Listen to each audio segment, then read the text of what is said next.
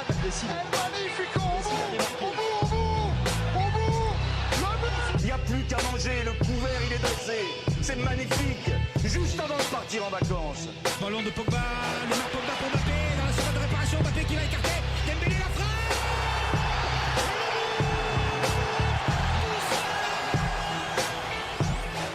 Et ce qu'il y a de bien, je m'en suis rendu compte, c'est que je suis pas le seul à vous aimer. Avec pudeur, ils osent pas vous le dire, ils vous aiment. Dembélé. 3-2 pour l'équipe de France. Ce qu'on va voir, c'est des gens qui attendent ce soir de vous retrouver, ou demain matin, parce que certains d'entre eux sont trop jeunes et seront au lit quand vous rentrerez ce soir. Ils attendent. Bonsoir à tous, bienvenue dans Parlons Foot, la 6e émission en direct sur RCF Charente et bien évidemment en direct également sur le Facebook Live de la CFC. Une édition spéciale puisque nous sommes à quelques minutes maintenant du tirage au sort de cette Coupe de France et de ce 32e de finale avec deux invités de prestige. Patrick Trio, président de la CFC. Bonsoir Patrick. Bonsoir, Pierre-Emmanuel. Et bonsoir Jean-Bernard Hus qui est secrétaire administratif du club et qui va avoir fort à faire aussi avec ce tirage au sort. On reviendra avec lui. Bonsoir Jean-Bernard. Bonsoir Pierre-Emmanuel. Et puis sans oublier bien sûr mon coéquipier Jean Rino qui va tout de suite enchaîner avec sa chronique des résultats. Ça marche. Allez, on revient comme chaque semaine sur les principaux résultats sportifs en Charente. Et on commence avec le rugby et la défaite du SA15 face à Vannes 25-26. Les Angoumoisins ont tout de même réussi à obtenir le bonus défensif grâce à des essais de Lolé et Lafitte par 2 fois. Les Violets descendent donc à la 8e place du classement. En Fédéral 1, l'Union Cognac Saint-Jean-d'Angély s'est aussi incliné chez les premiers du classement Saint-Jean-de-Luz 27-16. Les Cognacés restent dauphins du championnat avec 38 points à égalité avec les premiers et derniers adversaires Saint-Jean-de-Luz. En handball, l'équipe du Territoire Est-Charente est tombée face à Bruges 25-30 malgré les 5 buts de Rossaribas et Tarot. Il faut dire que Bruges avait fait descendre quelques joueurs de son équipe première, ce qui a fait très mal aux Verts et Bleus qui pointent désormais à la 7e place de National 2. Enfin en football, c'était un week-end plein d'émotions. Les filles de Soyaux sont allées s'imposer à Marseille 3-1 avec un doublé de Cambo dont un superbe coup franc de 35 mètres et un but de Rouget. Une belle réaction de la part des filles de Sébastien Joseph qui était mené à la mi-temps. Soyaux s'installe donc à la 8e place du classement à 7 points du premier relégable. Enfin, la CFC a écrasé Saint-Flour en Coupe de France sur le score de 5-1 avec des buts signés Alouache par 2 fois, Lacroix, Goncalves et Zinga. Un match à sens unique qui permet à l'équipe d'Hervé Loupa d'accéder au 32e de finale et peut-être croiser la route d'un Neymar ou Mbappé au Stade Lebon, qui sait. Qui sait, effectivement. Ça y est, président, on est à quelques minutes, on le disait tout à l'heure en préambule de cette émission, de ce 32e de finale de Coupe de France. Comment on se sent dans la peau d'un président, dans la tête d'un président surtout? Comment on se sent là, à quelques minutes de ce tirage? Très léger, voilà. C'est le deuxième 32e de finale que nous réalisons là en 3 ans. Donc très léger parce que de toute façon maintenant c'est que du bonheur. Hein. Donc on va guetter le tirage pour savoir à quelle sauce on va être mangé. Voilà. Alors moi je sais pas si ce sera Mbappé, Neymar. Si on me demande ce que je préfère, je le dirai tout à l'heure peut-être. Ouais, tout à fait. On reviendra sur les souhaits, on aura une baguette magique et puis voilà. on décidera même du tirage ici même dans cette émission. Allons-y. Tout à fait. Retour sur ce match du coup, toujours avec vous, président. Voilà, on prendra le temps. Il y aura une mi-temps pour se déshydrater. Il y aura le temps pour ça. Non, plus sérieusement, donc ce 8e tour de Coupe de France, quelle a été déjà votre réaction lorsque vous avez vu que c'était cette équipe auvergnate de Saint-Flour, pensionnaire de National 3, mal classée de National 3 d'ailleurs, puisqu'ils sont lanterne rouge de ce championnat. Quelle a été votre première réaction? De penser que c'était un très bon tirage, voilà, il m'a semblé assez vite d'éviter l'excès de confiance aussi, mais je pense que là c'était partagé. Hier, nous avons imaginé que c'était un très bon tirage. D'ailleurs, ça l'a confirmé avec le résultat. Voilà, donc nous étions très contents. Et si on pouvait aller en demi-finale avec des tirages comme ça, on prend. Voilà. C'est une demande là oui, auprès de la je Fédé. peux commencer à prier déjà. Voilà. Non, mais voilà. Donc, je pense qu'on a fait un match très sérieux et ça, le tirage a été bon parce qu'on a gagné. Mais il faut toujours se méfier. Il y a eu des très belles surprises encore ce week-end. Vraiment même des très très belles surprises. Donc, je pense qu'on s'en est bien sorti, mais par le sérieux des garçons et la bonne préparation de l'équipe tout au long de la semaine. Notamment Auxerre qui a été éliminé par une D4 ou D5 R3, Régional 3. Régional 3 sans doute. Oui, tout à fait. Il y a aussi le club de Dieppe qui a été éliminé, les Lensois, leader de cette Ligue 2. Je crois qu'il y a eu 14 surprises importantes. Ouais, effectivement, il ne reste plus que 9 clubs de Ligue 2 en course pour ce 32e de finale de Coupe de France. Donc retour encore une fois sur ce match, sur ce 8e tour, à 2-0 à la mi-temps. Qu'est-ce que l'on se dit ? On se dit que c'est fait, que ça ne peut plus nous échapper, effectivement avec un adversaire assez timoré qui nous a pas montré grand-chose dans le premier acte. Quel a été votre sentiment à ce moment-là ? Bon, après, j'étais rassuré parce qu'on avait fait la différence. Et c'est vrai qu'on n'avait pas senti une équipe de Saint-Flour très percutante, quoi. Donc, on s'était dit à 2-0, on a fait le plus dur. Voilà. Après, le discours du coach à la mi-temps a été assez sérieux en disant voilà, surtout pas d'erreur, on les relance pas. Et puis, je crois que derrière, après, en marquant le 3e but assez rapidement en début de deuxième mi-temps, on a clôturé le sujet, quoi. Voilà. Donc, non, j'ai été assez anxieux compte tenu des enjeux, on va dire, pour le club, un 32e de finale à saisir. Sur les 15 premières minutes, le premier but m'a décontracté, le deuxième m'a encore plus décontracté, le troisième encore plus, le quatrième, je vous parle pas. Voilà, je crois que c'est inquiet. Il se passe quoi après, du coup, quand on est bien décontracté, bien détendu? On voit la vie du bon côté, avec légèreté que je n'ai pas quitté jusqu'à ce soir. Et vous avez donné des consignes avant le match à vos joueurs pour peut-être les surmotiver ou une récompense ? Alors, moi, je fais pas de récompense, c'est pas mon truc. Ils ont des primes de match, hein, voilà, il y avait une prime quand même de victoire, mais non, moi je donne pas de consignes. Je travaille essentiellement en duo avec Hervé Louba. On se parle entre nous, mais je ne m'implique pas du tout. Je n'ai pas d'ingérence dans le sportif, c'est lui qui est à 120% là-dessus. Par contre, on se parle, on se parle régulièrement tous les jours, on échange. Même des fois, je donne mon avis, mais après, vous ne prenez pas de place dans le coaching ou dans le vestiaire pendant ces matchs importants. Non, mais même jamais. Ce n'est pas mon rôle. Voilà. Et toujours durant ce match, est-ce que lorsque l'on est président, qu'on connaît tous les enjeux, est-ce qu'on arrive encore à profiter du jeu purement, simplement, comme presque un supporter lambda, parce que vous êtes, mine de rien, le temps de 90 minutes, le premier supporter, puisque vous êtes passif à quelque part, alors que tout au reste de la semaine, il faut être proactif. Oui. Là, le temps de 90 minutes, vous arrivez encore à profiter, à ne pas être rongé par les enjeux, que ce soit financiers ou tous les autres qui prédominent ces rencontres ? Je sais pas, c'est un sentiment assez partagé. C'est-à-dire qu'il y a la projection de ma responsabilité en tant que président et puis surtout responsable de la bonne santé du club. Voilà, donc mais les enjeux financiers sont toujours présents. Hein. On est dans une association qui a un budget assez conséquent, qui est une entreprise, une PME. Voilà, donc on fait très attention parce qu'on peut pas faire n'importe quoi. Voilà, après. Il est assez clair que le match de ce week-end a été quand même pour moi plus facile il y avait un match pas très serré, donc j'ai été détendu un peu plus vite que d'habitude. Voilà.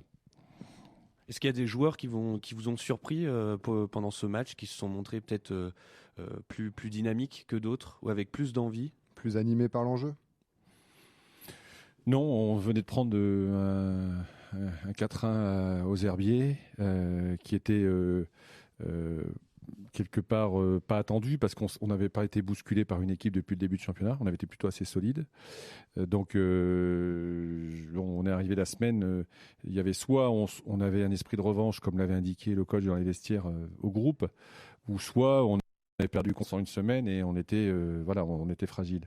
Bon, je crois que le début du match a montré que l'équipe avait été très sérieuse, avait mis du rythme et j'ai pas trouvé de garçon au-dessus du lot, mais j'ai pas trouvé non plus de garçon en dessous. Voilà, je trouve que le groupe était assez homogène dans la prestation, très sérieux, impliqué.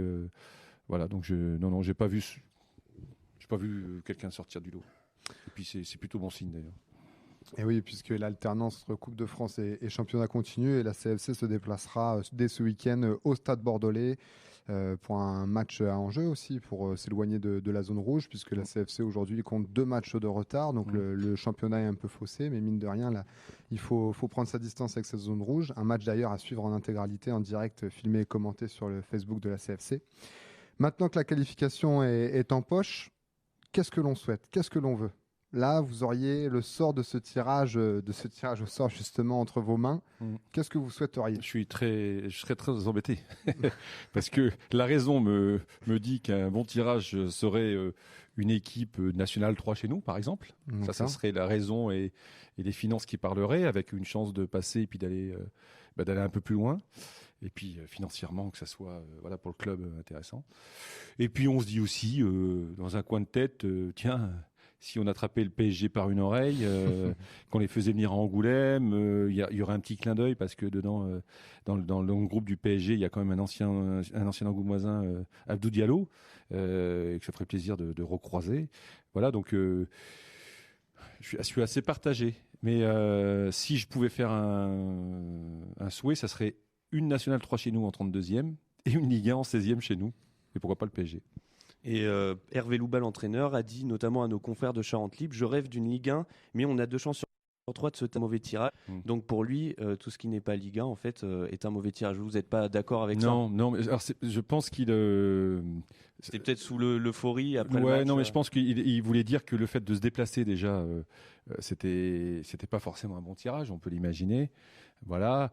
Et que si on recevait, je pense qu'il a très envie réellement, depuis qu'on en parle, depuis quelques années, depuis 4 ans je crois, il a très envie de rencontrer une Ligue 1 parce qu'il a déjà fait un ou deux exploits et je pense qu'il va nous offrir ça avec son groupe. Oui, parce que même vous l'avez choisi en partie là. Oui.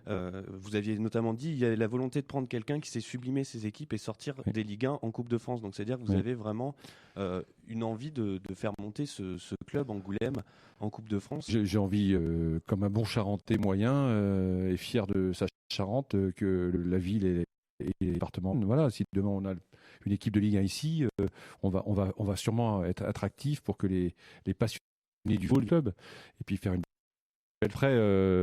moi, quand j'ai pris Hervé, j'ai rencontré, quand on avait rencontré les entraîneurs, et ce garçon-là m'avait assez vite conquis par son dans la N2.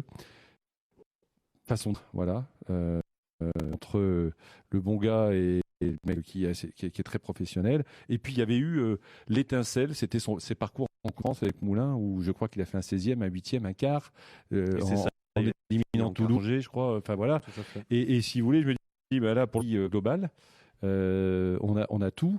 Et il est clair que sur une saison comme la N2, où on est quand même sur une première saison, donc on n'a pas dit qu'on allait monter, qu'on avait les moyens de le faire, mais qu'on avait plutôt une saison pour apprendre et puis se positionner dans ce championnat. La Coupe de France, quand vous faites un petit exploit, un deuxième, et que ça crée vraiment une dynamique qui fait le championnat n'est pas capable de procurer tout au long de l'année, sauf quand on est dans les premiers. Parce que faut le dire, c'est son 5e, 32e de finale à Hervé Louba, donc c'est presque plus un hasard. C'est une vraie belle performance, sachant que depuis la réforme avec les nouvelles ligues, les équipes rentrent de plus en plus tôt et puis s'affrontent de plus en plus rapidement aussi les grosses équipes, les grosses écuries, on va dire, de la ligue. Donc effectivement, dans vos souhaits, donc il y avait la volonté absolument, quoi qu'il arrive, de recevoir. Justement, la transition est toute trouvée. On va se retourner du côté de Jean-Bernard Hus. On l'expliquait, donc secrétaire administratif du club de la CFC. Votre présence ce soir à l'émission n'est pas anodine, que vous êtes l'interface directe avec la Fédération française de football. C'est-à-dire que dès que le tirage va tomber, c'est vers vous qu'on va se retourner. Donc Jean-Bernard, justement, que c'est faisable une Ligue 1 et puis même avant ça, comment organise-t-on un match de Coupe de France, un 32e de finale de Coupe de France? Comment ça se passe? Alors, ça se passe de deux façons. Enfin, il y a deux cas de figure. Soit on se déplace, et là, c'est plutôt facile à organiser, puisqu'on a juste à gérer la logistique de déplacement du staff et des joueurs. Par contre, si on a la chance de recevoir, puisque le président veut qu'on reçoive, c'est un peu plus complexe, puisqu'il y a un cahier des charges établi par la Fédération française de football. Et pour donner juste un exemple, entre le tirage qui a lieu ce soir et le dossier complet à rendre à la fédération, on a 3 jours. Ah oui, donc il y a une grosse réactivité à avoir, c'est essentiel. Donc effectivement, vous le disiez, dès ce soir, après le tirage, il faudra qu'on soit sur le pont pour d'une part fixer avec l'adversaire l'heure et le jour du match, puisqu'on le sait que les matchs du prochain tour ont lieu le 4 ou le 5 janvier. D'accord, donc il y a une flexibilité, une souplesse de la part de la fédération? Alors il y a une certaine souplesse, d'autorité, ils sont fixés le dimanche, mais après intervient sur ce tour de 32e la télévision. D'accord. Qui eux peuvent décider quand est-ce qu'on va jouer, parce que le match sera retransmis, soit le samedi, soit le dimanche, peut-être le vendredi, certains matchs. Alors ça allait être ma question. On a vu que vous tentez cette saison à plusieurs reprises, notamment contre Sète ou contre Chamalières, d'évoluer le vendredi soir. Est-ce que si c'est faisable, vous retenterez le coup, et est-ce que la Fédé le permettrait de jouer le vendredi, donc le vendredi 3 janvier? On leur posera la question. On posera peut-être aussi la question au coach et au staff, parce que ça fera un jour de moins Tout à fait. de préparation, puisque là, on est dans une période de trêve, entre Oui, guillemets. effectivement, c'est non négligeable cette période qui va être raccourcie du coup de par la qualification. Tout à fait. Il y aura très peu de vacances pour les joueurs, il faut le savoir. Et donc, de jouer le samedi au lieu du vendredi, c'est peut-être aussi un atout à mettre de notre côté, quoi. Et oui, puisqu'on le rappelle, excuse-moi Jean, on le rappelle, la CFC évoluera son dernier match de championnat de cette année civile en 2019 le 20 décembre, vendredi 20 décembre, au Stade Le Bon d'ailleurs à 20h. Et ensuite reprendra le chemin de l'entraînement le 27 décembre. Donc effectivement, pour préparer ce match. Oui, moi j'avais une question un peu innocente. Se qualifier en 32e de finale, ça fait gagner combien au club? Innocente, Jean. On n'a pas invité le trésorier, c'est... Voilà. Alors, juste sur là, 100 000 euros. D'accord. Qui se cumulent avec les deux tours d'après. Je crois que c'est les 6 tours. On a touché 7 500. Le 7e tour, nous avons touché 15 000. Voilà, et là, plus 30 000. Donc, on est en cumulé à 52 000 à peu près. 500, voilà. Donc, voilà. Donc c'est une belle somme. Oui. Mais pour un président, c'est jamais assez. Il ne faut pas que ça s'arrête, hein, parce que c'est quand même des sommes, pour information dans les secrets de la gestion du club, c'est des sommes qu'on n'a pas prévues. D'accord. On n'a pas habitude à la CFC de mettre aucune somme qui sont aléatoires. Donc celles-ci, elles n'étaient pas prévues au budget. Voilà. Et on espère qu'il y en aura beaucoup plus encore pas prévu au budget. Parce que... et justement, quand elles arrivent dans ce budget, à quoi elles vont vous servir? Est-ce que vous avez déjà un peu d'idée? Elles servent à l'exploitation quotidienne. Voilà, parce qu'on n'a pas des budgets non plus. Voilà, il y a toujours une petite part de risque quand même. Quand on veut un budget, on projette un peu quelques ressources, etc. Et on espère toujours bien le finir, voilà, comme tous les ans. Donc c'est ce qu'on a réussi à faire nous depuis 10 ans. Mais là, elles seront utilisées. On a fait beaucoup d'investissements cette année. On a fait des LED. On a le Tivoli qu'on a agrandi. Donc on a fait un petit peu de dépenses pour essayer d'améliorer l'accueil. Et le 16e, pardon, je recoupe, le 16e, c'est combien Si on passe là, ouais, c'est 50 000 de plus. D'accord. Voilà. Ce qui n'est pas négligeable. C'est joli. Moi, je ne suis pas très gourmand, mais si je pouvais faire 4-5 tours de plus, ça m'irait bien. Alors, il est important aussi de préciser que cette dotation de la Fédé est faite aussi pour organiser le match. D'ailleurs, c'est pour ça que cet argent, on la reçoit elle est gagnée lorsqu'on se qualifie. D'ailleurs, quelle est la différence, Jean-Bernard, entre organiser un match de 32e de finale et un 64e de finale? Est-ce qu'il y a une différence déjà? Alors, il y a une légère différence dans le cahier des charges, et qui est notamment basée sur la sécurité. Il y a beaucoup plus d'exigences au niveau sécurité sur un 32e que sur un 64e de finale.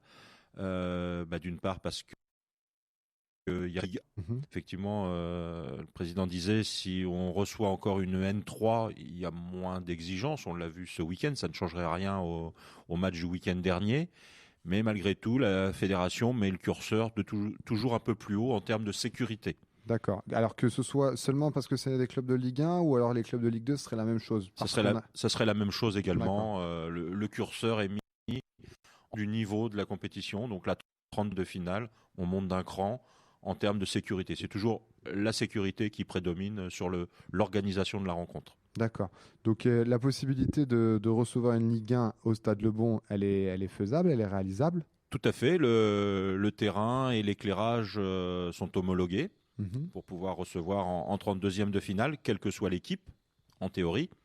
Après, il y a des petites particularités. La fédération donnera son avis sur le fait que est-ce qu'on a besoin d'une capacité supplémentaire d'accueil, ou est-ce que l'adversaire est classé sensible, notamment ses supporters. D'accord. Auquel cas, ça nécessitera des dispositions d'organisation particulières. Vous avez des exemples? Alors, ils peuvent nous demander de trouver un terrain de repli qui répond aux normes d'exigence de la sécurité. D'accord, si les premières conditions ne sont pas réunies. Tout à fait. Par exemple, par rapport au parquage des supporters, il me semble. Ouais, le zonage plutôt que le parquage, pardon. j'aime bien ça. Voilà. Tout à fait, parce que là, il y a quelques contraintes supplémentaires à avoir. Il faut qu'il y ait une zone dédiée aux supporters adverses, avec un accès toilette privatisé, on va dire, et une buvette privatisée. Donc ça nécessite un réaménagement peut-être de notre stade Le Bon.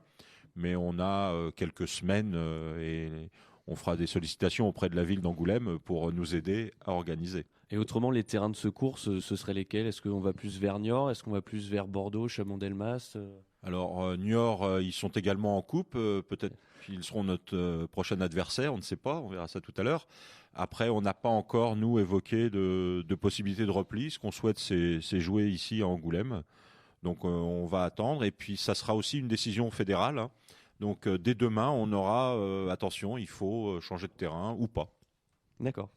D'accord, donc là on s'aperçoit à travers vos explications que vous n'avez pas forcément toutes les cartes en main pour l'organisation de ce 32e. Il va y avoir la fédération il y a une possibilité qu'elle pose son veto, la Fédération française de football. Alors son veto, oui, enfin certaines exigences, et on le saura dès demain matin. On sera en contact avec la fédération pour savoir si on peut recevoir ou pas l'adversaire qui nous sera donné ce soir. D'accord. Et du coup, quelle est votre relation avec la Fédération française de football? Est-ce puisqu'elle impose son cahier des charges, est-ce qu'elle vient en aide? Est-ce qu'elle vient en soutien, en appui? Comment ça se passe? Que vous parliez également de la télévision, du fait que la télévision apparaissait à partir du 32e de finale. Ça fait beaucoup, notamment on pense surtout au club de R3 qui reste en compétition, qui va peut-être découvrir tout ce cahier des charges. Pour vous, la CFC, il y a 2 ans, vous aviez déjà eu l'occasion de vous faire les dents sur ce cahier des charges. Mais pour un club de R3, ça peut paraître très compliqué. Comment ça se passe avec la fédération? Alors ça se passe bien, ils sont vraiment disponibles pour répondre à toutes les questions qu'on peut se poser, pour répondre au cahier des charges. Le cahier des charges doit faire 99 pages pour pas dire 100, hein, donc ça passe par... C'est drastique, un cahier des charges assez volumineux. Ça passe par la sécurité, ne serait-ce qu'à l'entrée du stade, mais après ça passe aussi sur l'habillage du stade, parce qu'à partir des 32e de finale, le stade doit être décoré aux couleurs de la fédération et de la Coupe de France et de ses partenaires. Donc ça signifie quoi? Ça signifie que tous les partenaires, tous les panneaux actuels de vos partenaires de tous les jours ne peuvent plus être visibles? Tout à fait. Le stade doit être donné au prestataire de services de la fédération, clean, sans pub, et lui l'habillera avec les partenaires de la fédération sur la Coupe de France. Donc pas de RCF, voilà, derrière le but, le panneau, le petit 3 par 1. Sauf si d'ici le 4 janvier, RCF est partenaire de la Fédération française de football. Ah, ben là, il faudra se retourner vers Raphaël, le chargé des partenariats de la radio. Il va avoir du boulot alors pendant les vacances. Donc oui, d'ailleurs, les vacances, ça signifie quoi? Ça signifie que pour toutes les personnes, toute l'équipe dirigeante du club, c'est un branle-bas de combat général.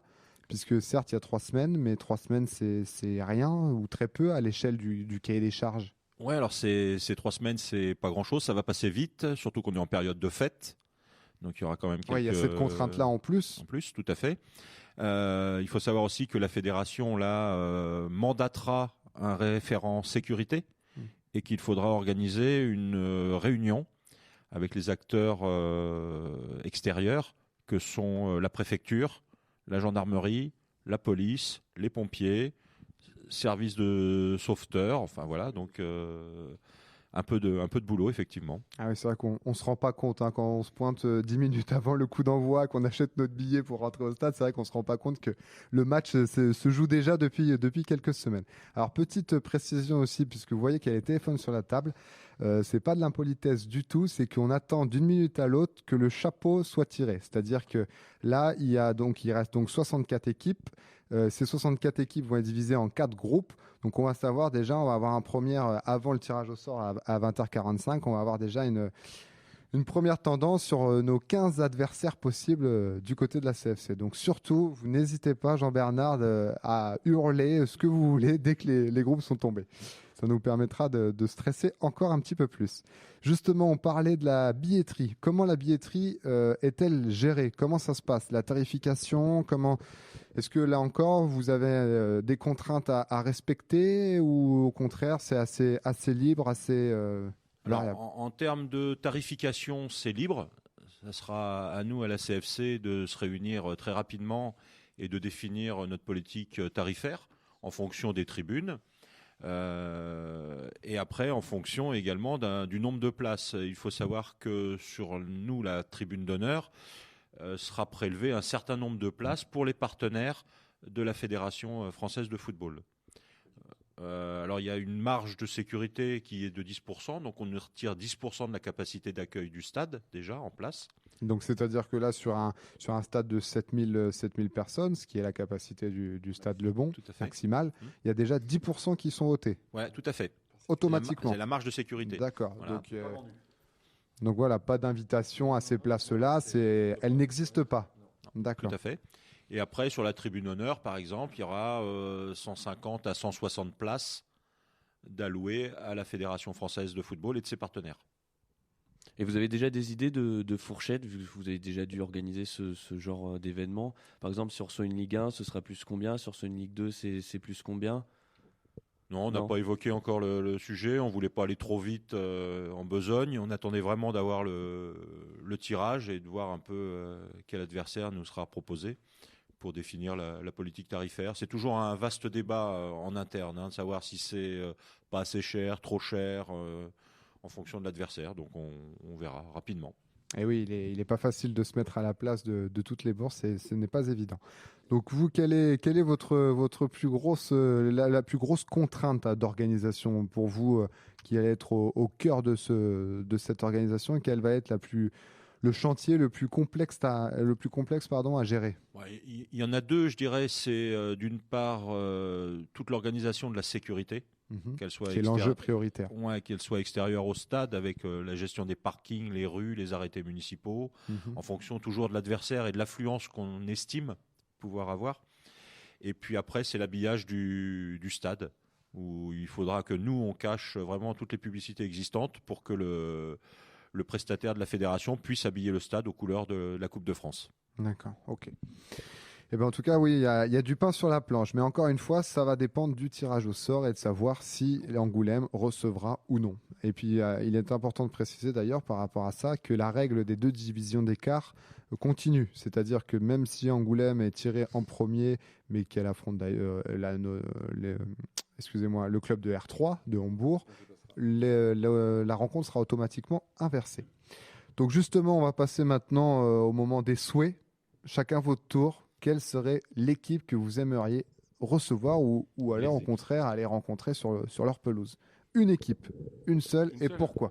Une seule, faut s'engager, faut se mouiller là. Mais moi, je n'ai pas l'habitude de me défausser, jeune homme. Mais non, moi, je reste sur ce que j'ai dit. Je souhaiterais une équipe de National 3 à la maison pour que ça soit jouable. Qu'on puisse pousser. Faut annoncer. Regardez, il y a le listing sous vos yeux. Faut choisir, c'est la période de Noël. Il y en a qui sont soulignés en rose. Est-ce qu'il y a des indices sur cette feuille? Non, je sais pas. Allez, Prix les Mézières. Allez, je connais pas, donc ça fera découvrir un autre club. Voilà, et National 3 chez nous. Et on les embrasse. Voilà, on vous dit à tout à l'heure. Tu as de la famille là-bas? Non, mais voilà, donc avec l'idée de, voilà, je vous dis, j'aimerais, si on peut inscrire le club dans une progression, c'est-à-dire aller chercher un 16e de finale, moi je suis preneur. Donc passer un cap et prendre un peu d'argent au passage. Alors pas que de l'argent, c'est vraiment une progression aussi globale. Oui, dire, un un 16e de finale, moi j'ai fait un 32e. Le président est assez gourmand et il aime bien progresser, donc j'aimerais bien faire un petit 16e, donc voilà, finir contre une Ligue 1. Voilà pour moi.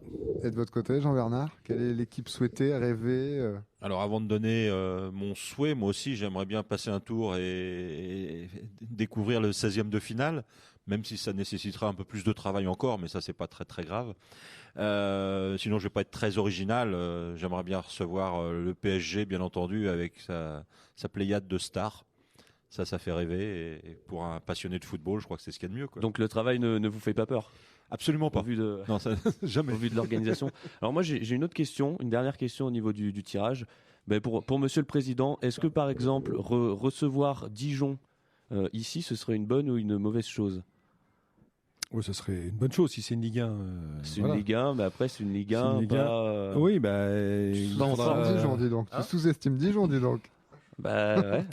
Non, c'est une Ligue 1 un peu moins rayonnante, c'est ça? Oui, voilà. Une Ligue 1 moins attractive. C'est-à-dire qu'on est sur un truc, on a une chance de se faire éliminer et en même temps, il y on aura a une grosse chance de se faire éliminer quand même. Je veux bien qu'on soit. Et en même temps, il y aura peut-être pas grand monde au stade parce que Dijon. Après, au niveau du monde, la fréquentation, les Herbians, je crois qu'on a fait 3200 pour le 32e.